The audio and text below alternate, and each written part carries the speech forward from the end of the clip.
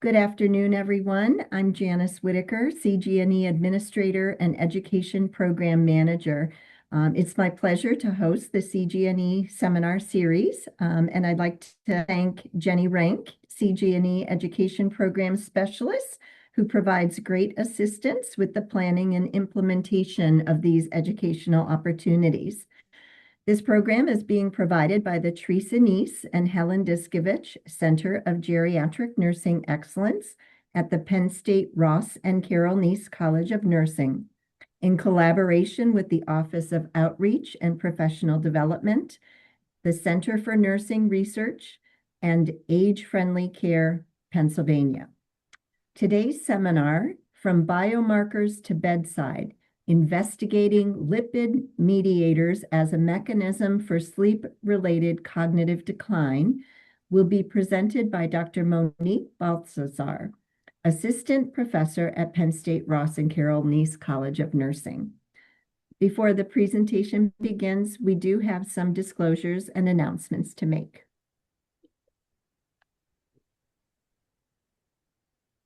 Penn State Ross and Carol Neese College of Nursing is approved as a provider of nursing continuing professional development by Pennsylvania State Nurses Association, an accredited approver by the American Nurses Credentialing Centers Commission on Accreditation.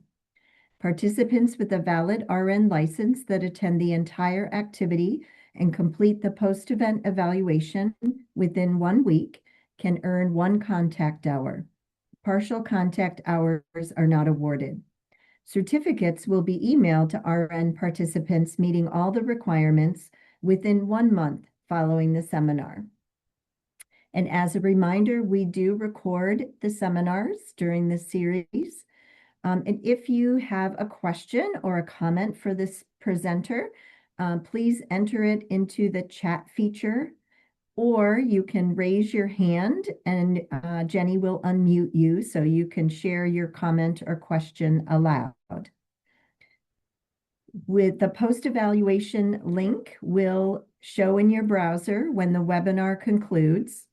It will also be emailed to you within 24 hours. We do require this for RNs seeking contact hours, but we do ask that all attendees complete the evaluation as it assists with our data collection.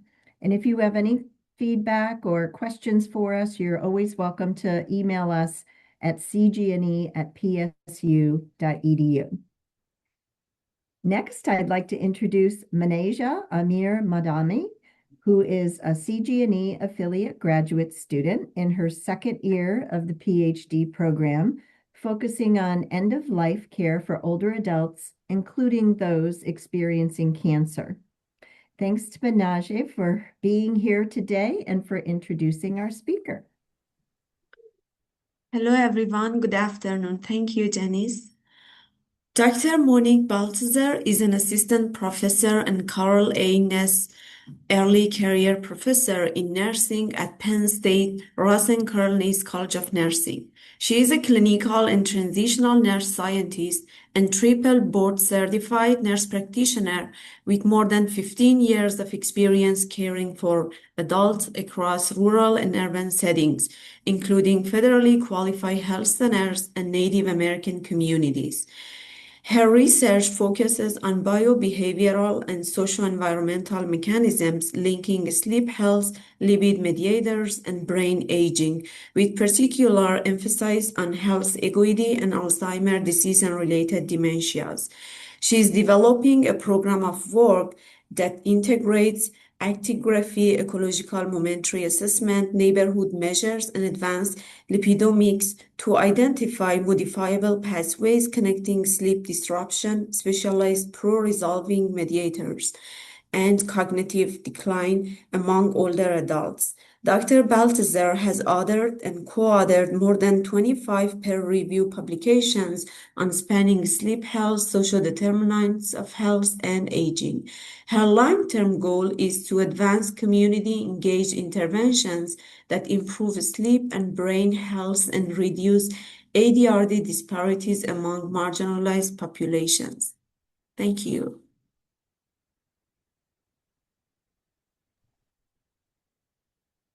Thank you so much for that introduction. Do I just go ahead and start sharing or? Okay.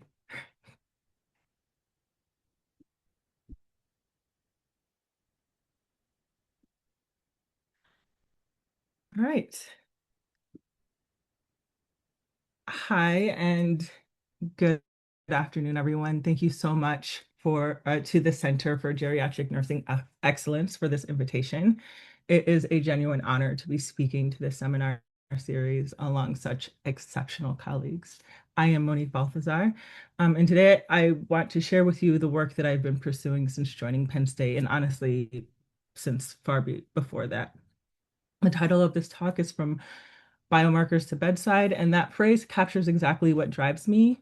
We have powerful emerging science about lipid biology and the brain. What we haven't done well enough is connect that science to real world communities where disease actually begins. That's the gap that I'm trying to close. Over the next several minutes, I'll walk you through the science, the data, the study design, and where I hope this work leads, both for ADRD prevention and for my own program of research. Alzheimer's disease is one of the defining public health challenges of our time. Right now, approximately 7.2 million Americans aged 65 and older are living with Alzheimer's disease. By 2060, that number is projected to nearly double to 13.9 million, and healthcare costs are expected to exceed $1 trillion by 2050.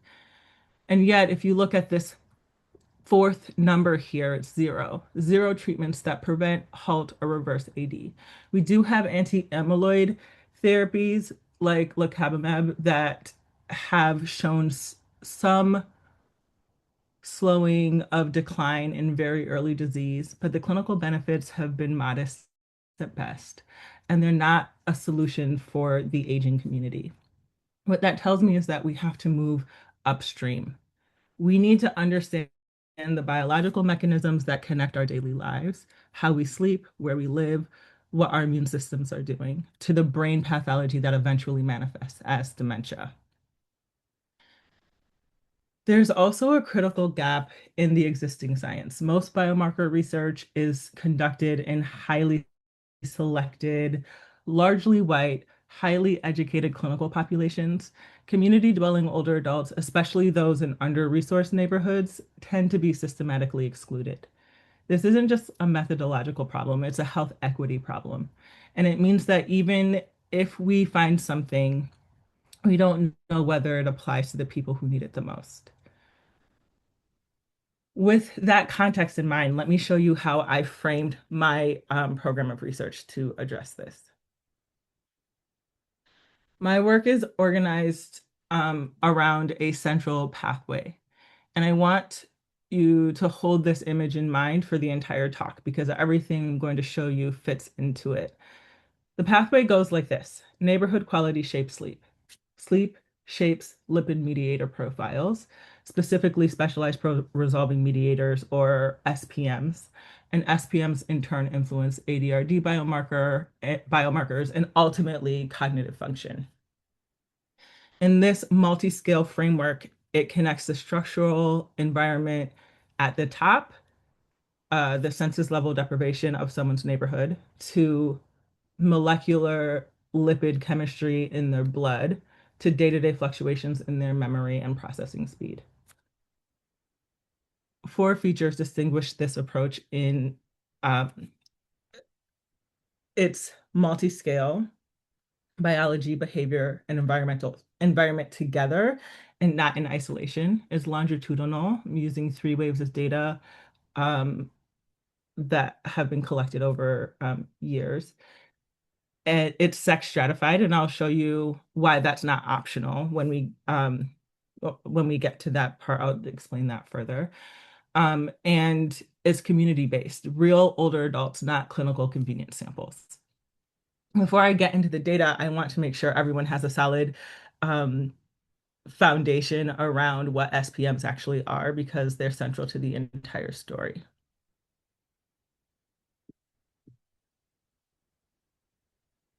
Specialized pro-resolving mediators are lipid-derived signaling molecules.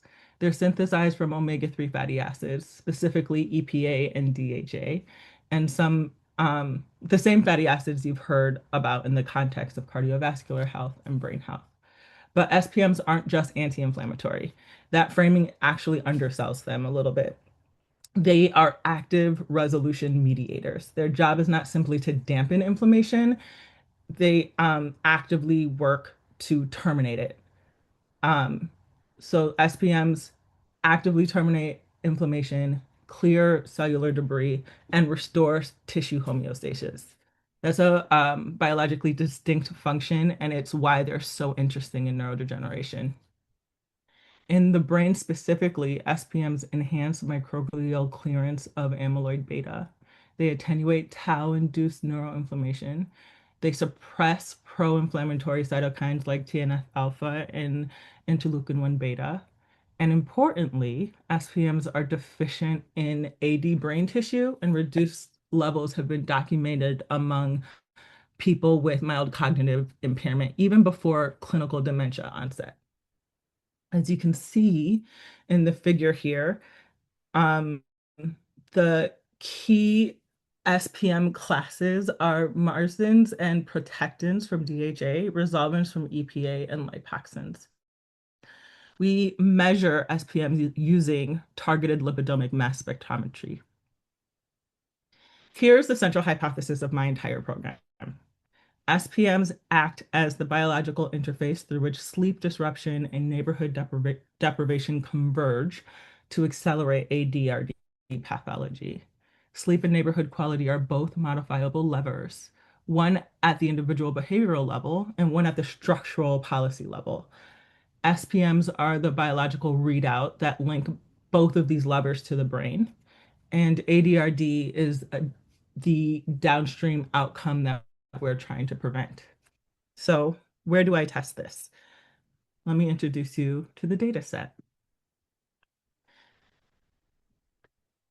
This is the data set that makes this all possible. The Einstein Aging Study, or EAS, is one of the longest running aging cohort studies in the United States. It's been continuously NIA funded since 1980, over 4 decades of scientific investment in understanding cognitive aging among community dwelling older adults.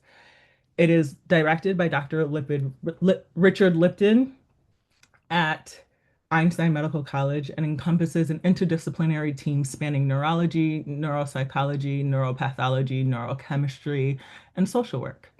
My secondary data analysis draws specifically on the 2017 to 2023 cycle of data collection, so 5 annual waves, where the ecological momentary assessment, actigraphy, and ADRD biomarker protocols were all in place. Our analytic sample is 306 community dwelling adults age 70 and older, recruited from registered voter lists in Bronx County, New York, who were dementia-free at baseline. About 2/3 of the sample is female, which reflects the real-world gender distribution of aging. The EAS platform gives us 4 measurement domains at every wave. Cognitively, participants complete an ecological momentary assessment protocol, which includes 5 smartphone delivered tasks per day for 14 days. For sleep, they wear wrist actigraphy continuously for those same 14 days, giving us objective, unbiased data on duration, fragmentation, and sleep efficiency. And the EAS team collected blood at each wave and have already characterized a full panel of ADRD biomarkers. That's amyloid, tau, neurofilament light, and GFAP, and archived the remaining blood samples. This is where my scientific contribution comes in. I'm adding 2 entirely new data layers to this cohort. First, I'm going to be running, or I am running, targeted SPM lipidomic profiles using mass spectrometry on those archives blood samples, generating SPM data that never existed in the data set before. Second, I'm constructing the neighborhood deprivation exposure by geocoding participant residential addresses and linking them to census-derived neighborhood deprivation index scores at the block level. So this is not passive secondary data analysis. I'm expanding what a 40-year-old cohort can answer by adding the biological and environmental layers that allow us to ask for the first time, does the neighborhood you live in shape your lipid chemistry, and does that chemistry determine how fast you age cognitively? So let me show you what we've learned so far.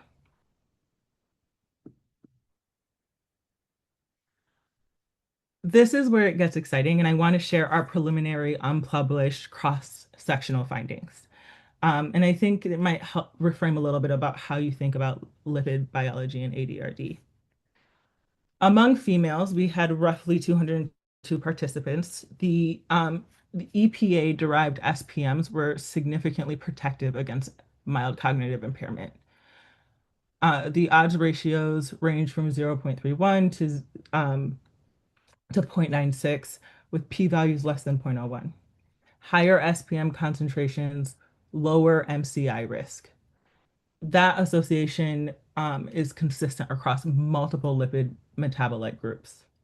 Among males, we had 101 participants there. The story was entirely different. The associations were driven by pro-inflammatory metabolites, which increased MCI risk. The odds ratios ranged from 0.72 to 1.16 with a p-value less than 0.001. Here's the critical finding. We did a volcano plot analysis comparing the full metabolite profiles between the sexes, and it yielded a p-value less than 10 to the negative 20th. There's essentially no overlap between the metabolites driving associations among females and those driving associations among males. This is not a matter of effect modification. This is a fundamentally different biology between sexes, different mediators, different directions, different mechanisms.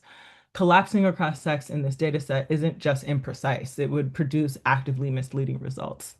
This finding is the scientific justification for the sex stratified design for my entire project. And the connection to sleep, we have preliminary data for that as well.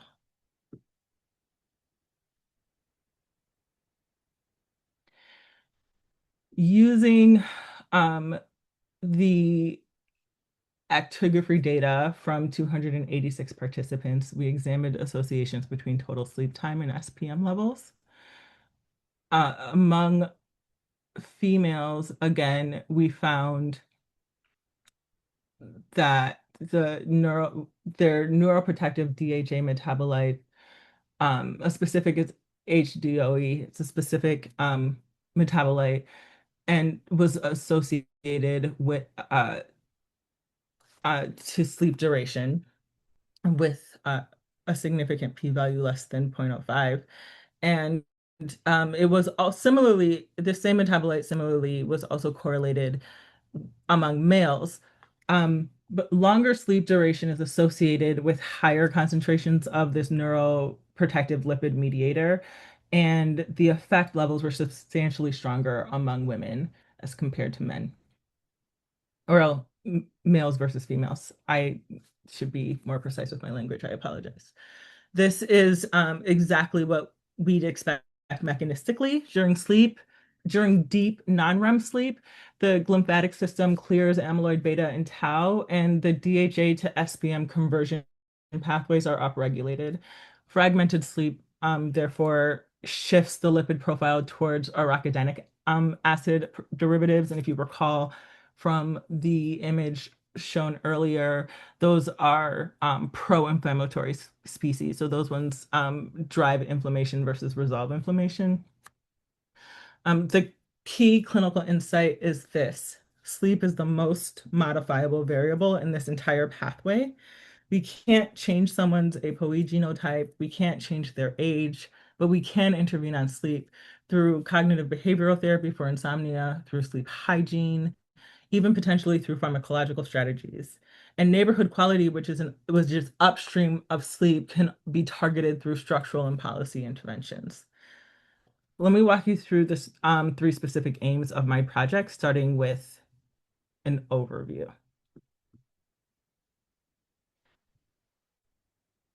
So this work is organized into three integrated specific aims, each targeting different segments of the conceptual pathway. With aim one, I ask, do SPM levels predict intra-individual variability in cognitive performance? And does neighborhood quality moderate that association? Aim two asks, do SPM levels predict ADRD biomarker profiles, specifically amyloid and tau? And again, does neighborhood quality moderate? Aim 3 flips the directionality. Does sleep predict SPM levels with neighborhood quality as a moderator? Notice that the aims are designed so that together they build a complete conceptual story or a complete causal story. Neighborhood shapes sleep shapes SPMs, and SPMs shape both brain pathology and cognition. Each aim tests one link in that chain independently, which means that even if one aim produces null results, the others still yield actionable science. All three aims are sex stratified. All three use cross-sectional and longitudinal analyses, and all three are powered adequately. Let's go deeper into each aim, starting with aim one. Aim one focuses on intra-individual variability, or IIV, as the primary cognitive outcome. And I want to explain why I chose IIV rather than a more traditional cognitive composite. IIV captures day-to-day fluctuations in cognitive performance. Research over the past decade has consistently shown that greater intra-individual variability, so more variability from day to day, it is an early marker of cognitive decline. It's detectable between 5 and 7 years before a mild cognitive impairment diagnosis can be made using standard mean performance metrics. It also reduces the problem of apparent reversion, where someone looks like they've recovered from MCI, but actually they just had a good day. We measure IIV using intensive ecological momentary assessment.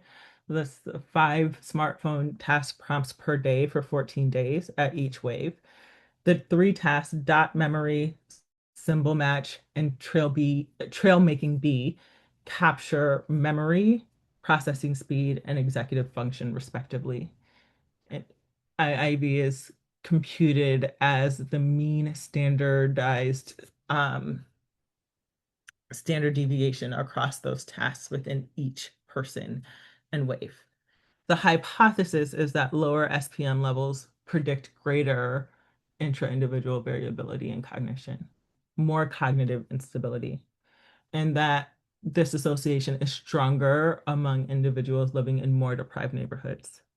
Analytically, we're using linear regression for the cross-sectional component, mixed effect models for the 2 to 3 year longitudinal trajectories, and time varying effect modeling to detect whether there are specific developmental windows where SPM levels are more dynamically associated with cognitive variability.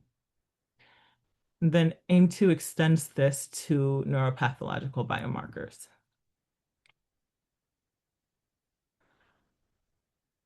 Aim 1 establishes whether the SPMs predict cognitive performance. Aim 2 asks a parallel but distinct question. Do SPM levels independently associate with Alzheimer's neuropathological biomarkers? These are separate hypotheses. Cognition and neuropathology don't always move together, and it's entirely possible to have biomarker changes without detectable cognitive symptoms, particularly early in the disease process. Testing both independently gives us a more complete picture of where in the ADRD cascade SPMs may be operating. Our 2 primary endpoints are plasma amyloid beta 42/40 ratio, which increases as amyloid plaques accumulate, and p-tau 181, which reflects neurofibrillary tangle formation and correlates strongly with cognitive decline severity. Both are now well validated as plasma biomarkers for AD. We also include two exploratory endpoints, neurofilament light chain, or NFL, which is a nonspecific neurodegeneration marker, and GFAP, which reflects astrocyte activation and neuroinflammation. The reason we're explicit about primary versus exploratory here is to reduce the risk of type 1 error. We're testing a clear hypothesis with the amyloid beta 42/40 and ratio and the p-tau 181 and treating the neuroinflammation markers as mechanistic probes, but not primary outcomes. The hypothesis is that lower SPM levels associate with lower amyloid beta 42/40 ratios and higher p-tau 181, the signature of worse AD pathology, and that this is moderated by neighborhood deprivation. Importantly, this AIM answers a question that AIM-1 alone cannot. Are the cognitive associations we observe in AIM-1 accompanied by actual changes in AD-specific neuropathology, or are they reflecting something else entirely? And then AIM-3 closes the loop by making sleep an independent variable. And AIM-3 is where where the transitional potential of this work becomes most tangible. Here, sleep is the independent variable, and we're asking, does sleep duration predict SPM lipid profiles? Our primary sleep measure is total sleep time, and which we're capturing using Philips spectrum risk actigraphs over 14 consecutive days at each wave. We're defining valid data as no more than 20 minutes missing per 24-hour period, per any 24-hour period. And then secondary sleep measures include sleep fragmentation, daytime napping, and insomnia symptom severity via the Insomnia Severity Index. The logic of this aim is if neighborhood quality degrades sleep, and sleep deprivation depletes neuroprotective SPMs, and depleted SPMs accelerate AD pathology, then we have a mechanistic chain that connects structural inequity to molecular neuroscience to dementia risk. And every link in that chain is potentially modifiable. Interventionally, this means that we can think about 3 entry points: structural interventions that improve neighborhood environment and consequently sleep quality, behavioral interventions directly targeting sleep, like cognitive behavioral therapy for insomnia, like I mentioned earlier, which is the evidence-based standard, or metabolic interventions that directly supplement the lipid pathway, like omega-3 supplementation, or eventually even SPM agonists. What I love about this framework is that we don't have to commit to one intervention. Understanding where the pathway is most modifiable for different subgroups by sex, by neighborhood context, is exactly what precision medicine requires. And that's the data that I'm building towards. Let me briefly walk you through the analytic methods to make the case for the statistical power.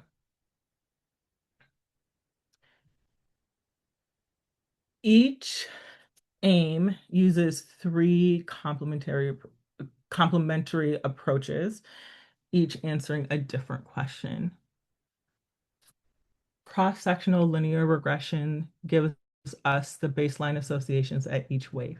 We include neighborhood deprivation index by SPM interaction terms to test moderation, apply variance inflation factor screening to manage multicollinearity, and use multiple imputation with M=20 data sets to handle missing data robustly.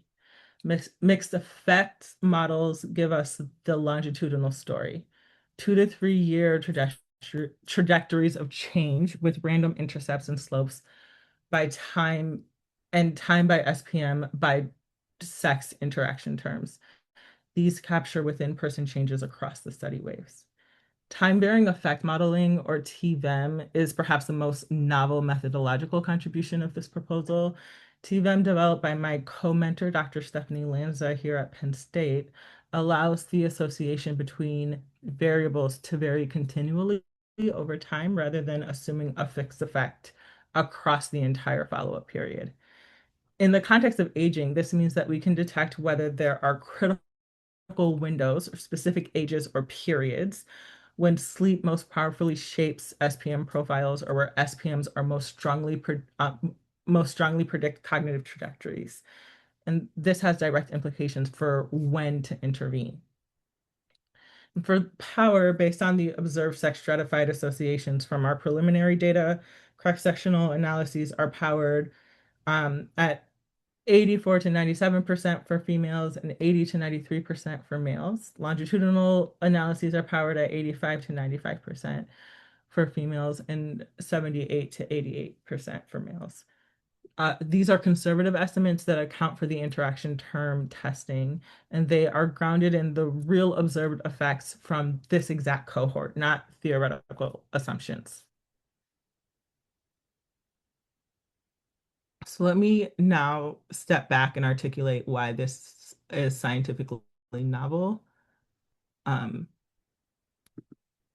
as a whole. I want to be explicit about 5 things this work does that has not been done before. First, this is the first longitudinal study of SPM cognition associations among community dwelling older adults. Prior SPM work in humans, well, most of the SPM work that has been done to date has been done among in animal studies. And the little work that has been done in humans has been largely cross-sectional and mostly in clinical populations. The EAS platform allows us to examine these associations over time in real-world aging. Second, the integration of neighborhood deprivation index as a moderator is novel in this literature as well. Existing SPM studies ignore the structural environment almost entirely. We're testing whether where you live shapes the biology that shapes your brain. Third, objective actigraphy measured sleep rather than self-reported sleep. Self-reported sleep duration among older adults has poor correspondence with objective measures. So using 14 days of continuous actigraphy reduces bias. Fourth, the time-varying effect modeling, detecting the critical periods when sleep SPM associations are most dynamic, is a genuinely new question, and answering it has direct clinical implications. When is the optimal window to intervene? Fifth, sex stratified precision medicine. Given our p-value less than 10 to the negative 20th for sexual dimorphism in our data, conducting sex stratified analyses isn't a sensitivity check, it's scientifically required. And it positions this work to contribute to the broader personalized medicine agenda in ADRD.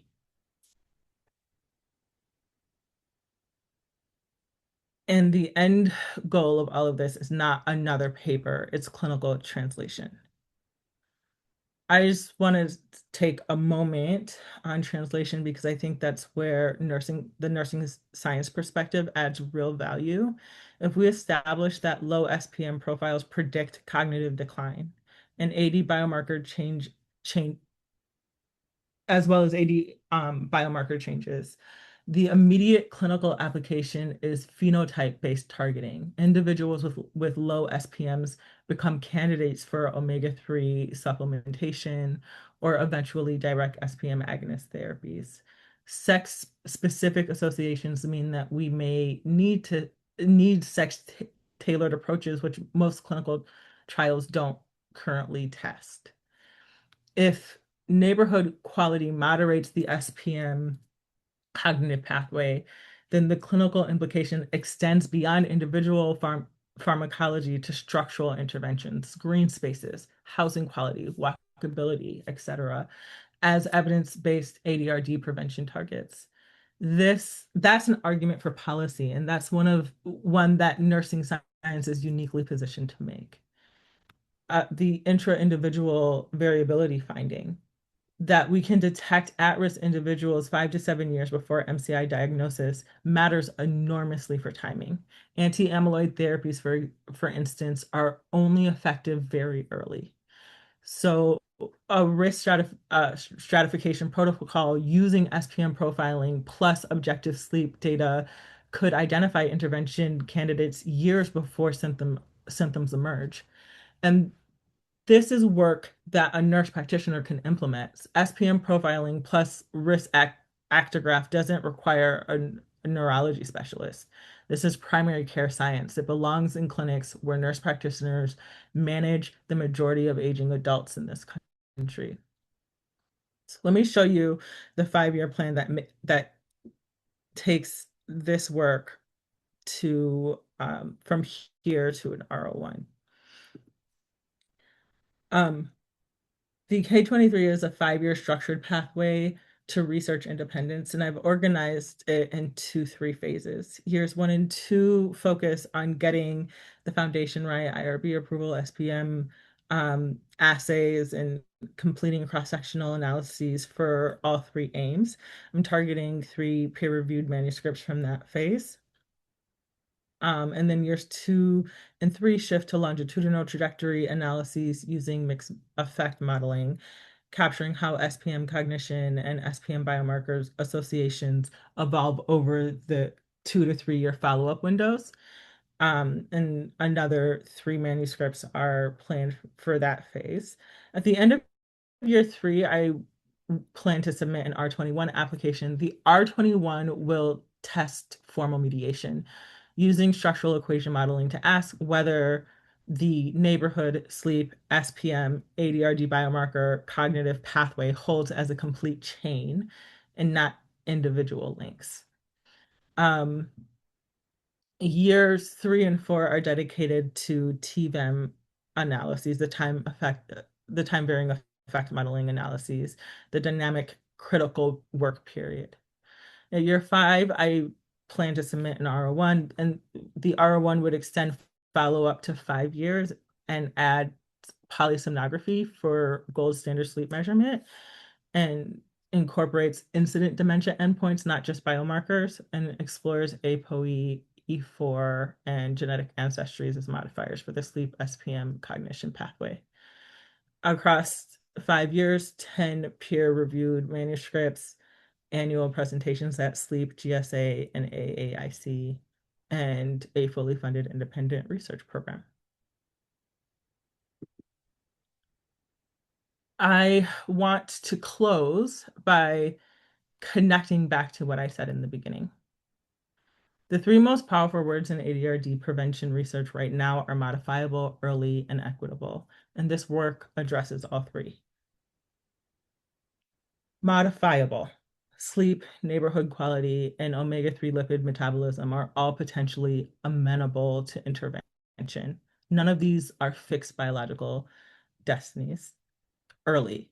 Intra-individual variability detection 5 to 7 years before MCI combined with SPM profiling offers a window for primary prevention, potentially before pathology is irreversible.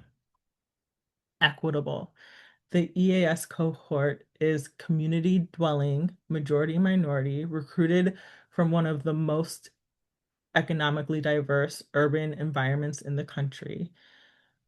By examining how neighborhood deprivation shapes the biology of cognitive aging, we're explicitly doing the science of health equity, not acknowledging it as a limitation and moving on. This research aligns directly with NIH strategic directions on aging mechanisms, the NIH sleep research plan, and sleep health mechanisms, and NCAT's translational science goals. It is responsive to the most urgent priorities in aging and dementia research. And fundamentally, this is nursing science. It is asking how the whole person and their whole environment ages in a way that either protects or endangers their cognitive health. That is what we do. So I'll stop here and open it up for questions.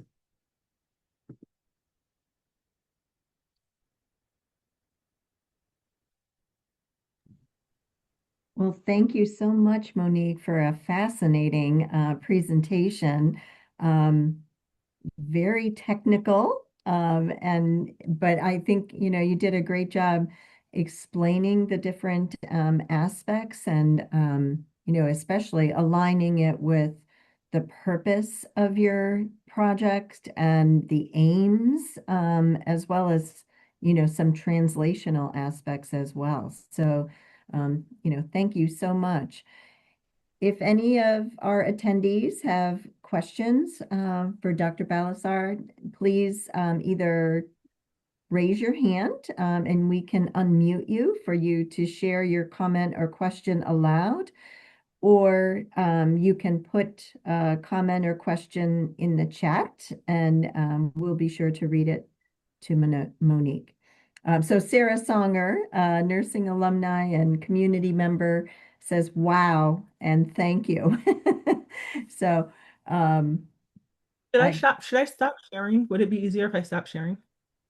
it's up, yeah, that'd be fine. Yep, yep, that would be fine. Um, yeah, and Solomon says, thank you for such a comprehensive, though technical, but simply presented. Um, George Panzak says, great presentation. Sarah mentions again, as someone whose dog wakes me, the sleep part of the study is very interesting and pertinent. Yeah, I myself was also thinking of the times that my sleep has been disrupted as well. So gives you pause for, and I know that there seems to be right now a lot of literature and information coming out about the importance of sleep. I think, over time, many of us have taken sleep for granted. And, I think there's a lot of evidence now coming out about, the critical importance, but this certainly adds to that body of knowledge for sure. Um, One of the things I was curious about is the Neighborhood Deprivation Index, the NDI.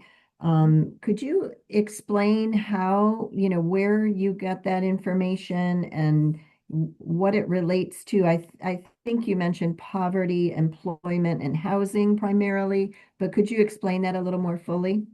Yeah, so I think up to I think most of us are familiar with socioeconomic status. So at the individual level, what is your level of income? What is your level of education? What is um, like various factors like that. So the neighborhood deprivation index really kind of looks at that at the neighborhood level. And what we're finding is that um, the neighborhood level of access, so your neighborhood level of resources actually has a greater impact on your health outcomes, especially when it comes to cognitive health, than your individual level of socioeconomic status. So, and the way that I frame this, which is maybe a little crass and a bit coarse, but I think a way to think about it is that being the rich person in the poor neighborhood doesn't protect you from living in a poor neighborhood.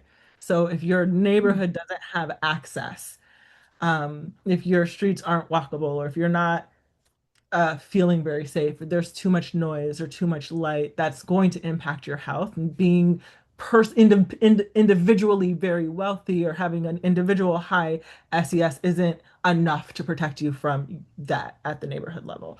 So we do have individual SES level factors that are collected in the Einstein aging cohort. But I'm really interested in understanding better how neighborhood level factors impact things, because we can intervene on the neighborhood. We can fix that. Those are fixable things. Yeah. I Yeah, hope yeah. Well, it's made me think of a couple different things. First of all, did you say the primary location was the Bronx and it's Bronx County, New York. Yeah. Bronx County? Okay. So, because when I think of the Bronx, I think of a particular neighborhood in New York, but you're thinking Bronx County, so that therefore it's much more diverse. There is going to be more variability. It is an acknowledgement, and I acknowledge that Yeah. we're still limited in variability because we're looking at one county. But this is a starting point. I think it's about Sure. establishing baseline. um, data that there's something going on. And in the future, there are other cohorts that I can tap into that are in different areas, and we can expand that further. But it's absolutely a limitation that is acknowledged. So there's a lot of positive feedback in the chat about your presentation, how informative it is, what a great presentation. Dr. Diane Barish says, thank you for such a great presentation. Do you have any advice for students who are here in terms of setting your research program up for success in navigating the early career pathway? Um, I can say I think one of my larger challenges, and I don't know if any of my mentors are here in the presentation right now. One of my longer, I think, it's a challenge for me, and I think it's a challenge for a lot of us. I just am so interested in so many things. I have so many questions that I want to get answered. And it's reminding myself that I can't answer everything in one study. I can't do it all at once. So really being as narrow and as focused as possible. Even what I'm doing right now is less than I want to do and still probably a bit too much. So I think really the best advice, which is the feedback that I'm continually receiving, is to be narrow, be specific, do something that is doable, and then wait to ask your next question the next time. Because when we build these super complex studies, you can get lost in all of that. Yeah, and it But does feel like a pretty complex study. But thank you for the way you explained it and laid it out to all of us. It's my understanding that George has his hand raised, so Jenny will unmute George to ask his question aloud. Very nice presentation. I was curious if you thought of exploring physical activity and exercise potentially improving quality of sleep and decreasing sleep deprivation. So the answer to your question is yes. I haven't thought about it as an intervention for sleep so much as I'm curious how it would impact lipid metabolism. Mhm. So that's really a main focus. But that just kind of goes back to me needing to not try to do too much at once. I do hope to explore that aspect of things at some point. It's just right now, it's not, no, none of my mentors are going to let me answer that question right now. But yes. Yes. Thank you. Thank you. Yeah, thank you. It was great to hear that you are being mentored by Stephanie Lanza. Stephanie did a presentation for this series a few years ago, which was fabulous. So it's wonderful to know that you're collaborating with her. Oh, and she's Um, such a phenomenal person. yeah, She's so great. She's great. yeah. And you mentioned, sleep being a modifiable, independent variable. And in relation to there were three interventions. Can you explain that a little bit more? Behavioral, metabolic, and others? So I think that it's important to it was important to me to know that the work that I was doing wasn't the pursuit of knowledge for the sake of pursuing knowledge, but the pursuit of knowledge for a point so that we could potentially intervene and make change. And there is space. I'm not trying to be disparaging. There is a legitimate need for the pursuit of knowledge just for the sake of that. But I'm a clinician at heart, and so I want to be able to intervene. And so um, sleep is intervenable. That's something that we can intervene on. Your neighborhood context is also intervenable. It's an upstream level, more policy level intervention that's possible. And then there's also early data, and most of this work has been done in animals, but there is early data that shows that omega-3 supplementation, so just those fish oil supplements that you get over the counter can actually improve brain health. So there have been some studies that have shown a reversal of mild cognitive impairment with really high doses of fish oil. And so I think that if I can establish with my work, and some of our preliminary data is already highlighting that there is a very strong association here. I think that if we can establish um, these relationships in humans, because that's really where this work needs to go at this point, that there could be an argument for using fish oil supplementation to help improve brain health as well, or be protective against dementia, or maybe slow it down. We'd have to figure out what that looks like. But I think so those are the three things that I envision right now with my work. Yeah. And I know there's a lot of fish oils kind of out there on the market. Are there differences? Oh, that's a different question. So so the supplement industry is not regulated by the FDA. So Right, by the what we know from the literature is that it's different from any company. Every batch is different in terms of right, dosing, and it's right. because it's not regulated, there's no way for us to know. But in the end, there is data to support that it's good for you. But I can't recommend a specific brand or anything like that. I don't know anything about that. Maybe So, somebody in nutrition might know. yeah. So Yingling has a couple questions for you in the chat. One is, can you share your experience with the Einstein aging study data set, such as any challenges or tips for using the data set? Uh-huh. Um, the the data is, I think that it's a very robust data set, and I think I'm super lucky to have access to that. Um, I have run into challenges with because part of the data is collected at Penn State and part of the data is collected at Einstein, and so we've had some like data use agreement things that the lawyers have had to figure out. That's above my pay grade. I don't know. So there are some there's some of that stuff that goes on. I think that if you want to use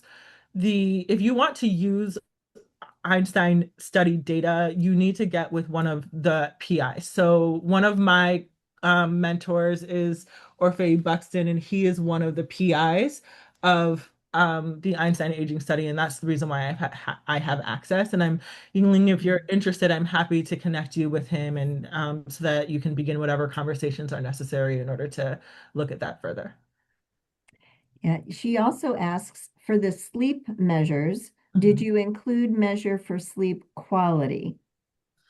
Um, yes. So the EMA protocol, so the ecological momentary assessment protocol, the on their smartphones, they answer the prompts for cognition, and then they also have a couple prompts about how did they sleep that they respond to as well.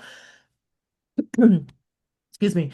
Bless you. Um, I haven't decided whether or not I'm gonna include that part of the data right now. I don't, there's not a reason not to, it's there. But right now I'm really focused on sleep duration because that is in the animal studies that have been published thus far, that is the strongest association between the SPMs that I'm looking at and that data. But the data is available. To answer your question, the data is available. It's just I'm not allowed to ask all the questions that I want to ask because I'm doing too much already. So my mentors are keeping me in line. Yeah. Yes. Yeah, it's fascinating. So it must be hard to limit yourself to some extent. Um, you mentioned the prompts on the smartphone. I Mhm. was a little curious about, can you give a couple of examples of the cognitive prompts that a person might receive through Oh, that's a really great those question. tasks I that they don't might be know given? I don't know any of the questions offhand actually, but that's Okay, actually a really okay. good thing that I should know that. So I'll look into that. But Yeah, no, I I mean, don't know I, the I would concept. just be curious to know what kinds of things they're asked to do on a given day, Yeah. or respond to. So, Diane also asked, could you please speak a bit to the effect sizes of these relationships that you're finding in the context of other factors associated with AD and cognitive change, i.e. APOE status, etc. Okay. Um, I don't have a direct answer to your question, Diane. I'm gonna like answer it in a kind of, I'm gonna take a back door a little bit. So the only preliminary data that we have so far is what I've shared. So we've done correlations with sleep, and then we tested for mild cognitive impairment. We just did a binary mild cognitive impairment, yes or no, and we found this enormous difference between the sexes. And so that really changed the approach to everything else. Um, so ApoE status is available in this data set. I want to test that. I want to control for that, if nothing else. And the reason being, forgive me if I'm talking down to anybody or over explaining, but um, many of us probably are aware ApoE4 is considered a genetic risk factor for Alzheimer's disease. Is one of a few. And but what some of us may not know is, so there are three different alleles. There's ApoE, E2, E3, and E4. And E4 is associated with Alzheimer's risk. Each of us gets one allele from one parent, so we can have any combination of those three. But ApoE is responsible for how our bodies metabolize lipids. So I'm really interested to see how the association, or how these SPMs or these lipid profiles change based on ApoE status. So it's something that I want to look into. It's something that I plan to look into um, in a next phase, but it's not anything. I don't have answers now. I have theories. I don't have answers right now. Um, so yeah, so Diane, the only effect sizes I have are the preliminary results that I've shared. So I have to use my grant funds to run these assays, and the assays are expensive. So that's just So as you're talking about neighborhood quality, I had to think about age-friendly communities, as that's an initiative. Pennsylvania has been named an age-friendly state. And as part of the Aging My Way Pennsylvania plan, the governor and the Department of Aging is encouraging communities to pursue age friendliness. And it's built on 8 domains. I'm not sure, Monique, how familiar you are with this, but it mentions, this framework aligns with a lot of what you talked about: outdoor spaces, housing. This also talks about transportation, communication, respect, social inclusion versus isolation. Um, it just seems like the work you're doing could help to inform, some of the policies around this kind of thing. Can you speak to, maybe the potential of that at all? Where I you'd like to see that go? Yeah, I see a lot of great potential, and my framework has really been centered around how our neighborhoods impact how we sleep. Mhm. But I mean, there are a lot of other considerations as well. So I do see this work hopefully driving policy changes around, um, I mean, I think even access to grocery stores, like how close are they? Can you walk to one? What is the like, and how safe do you feel in your neighborhood and all of that stuff? So yeah, I definitely hope, I would love my work to be able to impact those changes, and really allow people to age in place and age healthily, and live life to their fullest in that way. Yeah, and I think that's a beautiful spot to end the conversation, because I think that that's, where we'd love to take, this type of work, that it's so critical what you're doing, and so informative, and hopefully can not only translate to clinical practice and, better health outcomes for older adults, but, more age-friendly communities where, people can thrive. And so thank you so much for an amazing presentation. Just a quick reminder before the seminar ends to everyone. Please make sure you complete the evaluation, which will pop up in your browser when the seminar concludes, and it will also be emailed to you within 24 hours. But thank you again, Monique, for an amazing seminar. We really appreciate you sharing all this incredible work that you're doing. Thank you. Thank you so much for having me, and thank you for all your great questions, you guys.